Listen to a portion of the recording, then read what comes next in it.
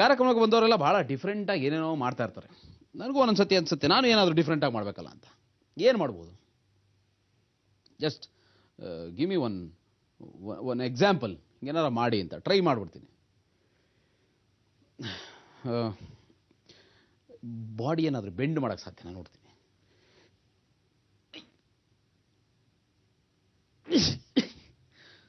ಆಗಲ್ಲ, ಇಷ್ಟೇ ಆಗೋದು. ತುಂಬ ಹಗುರವಾಗಿದೆ, ಕೋಮಲ, ಹಾಗಾಗಿ ತುಂಬ ಬೆಂಡ್ ಮಾಡೋಕ್ಕಾಗಲ್ಲ.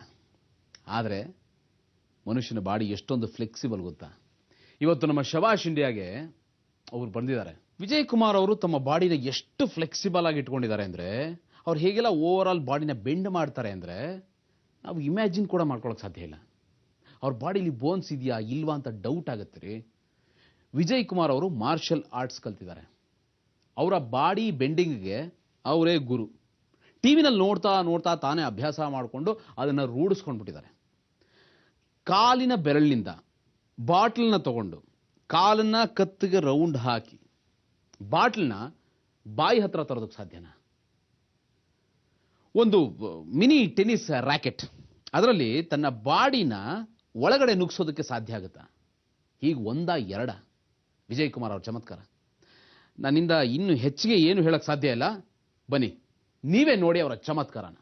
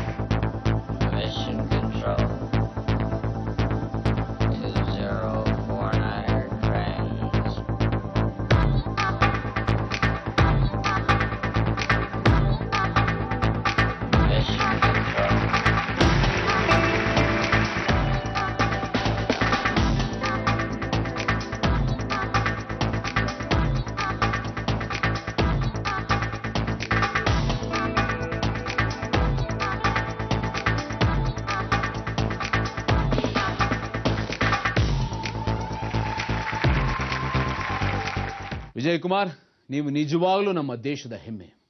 ಶಬಾಷ್ ವಿಜಯ್ ಕುಮಾರ್, ಶಬಾಷ್ ಇಂಡಿಯಾ.